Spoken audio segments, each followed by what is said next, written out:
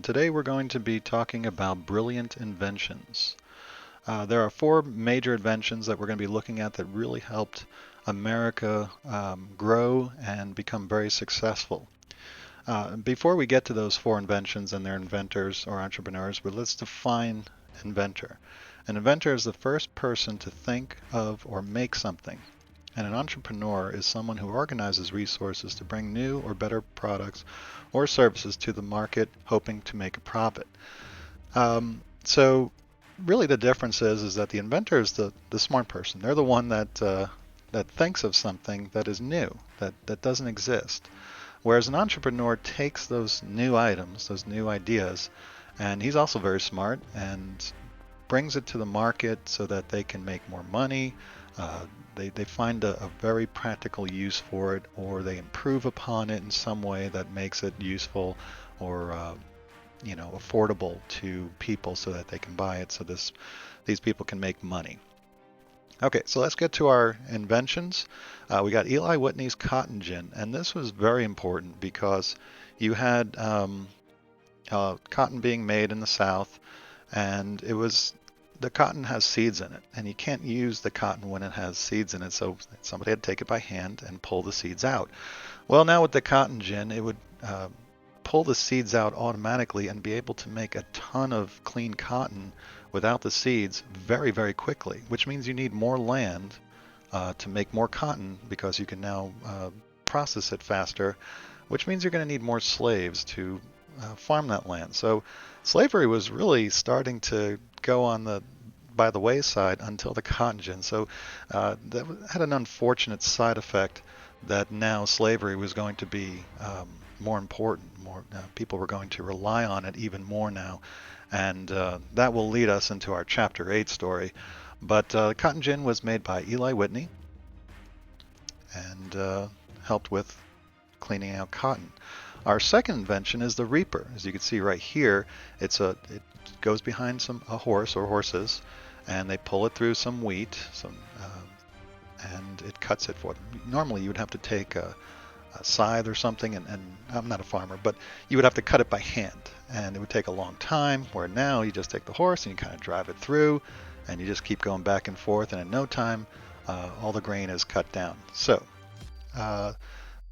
The inventors there are Anderson and McCormick, and Anderson is actually McCormick's slave. So he, this is a very strange relationship where you have a slave helping invent something, but it's really not as strange as you may think. We're very conditioned to think that slavery, relationships and slavery were all horrible, evil things, and even though it's immoral still, there were examples of great relationships between slaves and their owners, where they were actually friends. This is one of those exceptions there.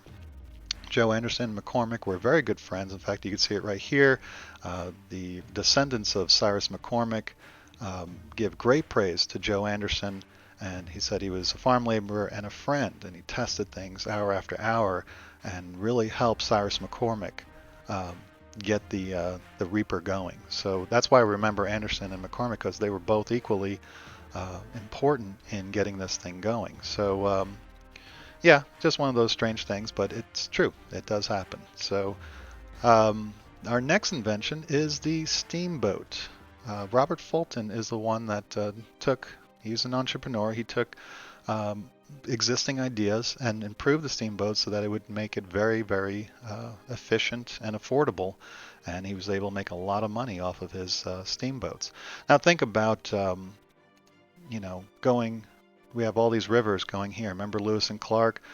It took them a long time because they had to drag their boats, as you can see right here. They had to drag their boats upriver because, there's nothing to power it, so they have to drag the boat. So to go all this distance dragging a boat is tedious, and we want to go up and down these rivers as quickly as possible. Well, what makes that possible? A steamboat. A steamboat can go upriver much better than trying to drag a boat, can carry more things on it, and so it was a great invention. It really, really opened up the United States because of all these rivers that go through the country. These are basically highways here. Come down them, and then you take a steamboat up, and the steamboats would be very, very valuable to the United States. But what about all the areas that do not have rivers? Let's take a look at this area out here. There's no major river going out into this area. Well, then you need a steam locomotive. And Peter Cooper was the one that built new powerful steam locomotives, another entrepreneur that led the fight for more and more railroads. And if you take a map and take a look at the railroads that were built during this time period, they do just go all over the place. And wherever there's a railroad, there'd be a lot of success, a lot of business. And you can see that these states here are kind of like these flat boxes here, the way they go. That's because of the railroads. The railroads would go through them and basically shape these states the way that they are because of the rail line that went through them. So very important inventions here. For people, just to recap, the people that you really need to know: Eli Whitney, cotton gin; Anderson McCormick, reaper; Robert Fulton, steamboat; and Peter Cooper, steam locomotive. All right, thanks for watching, and I'll catch you next time.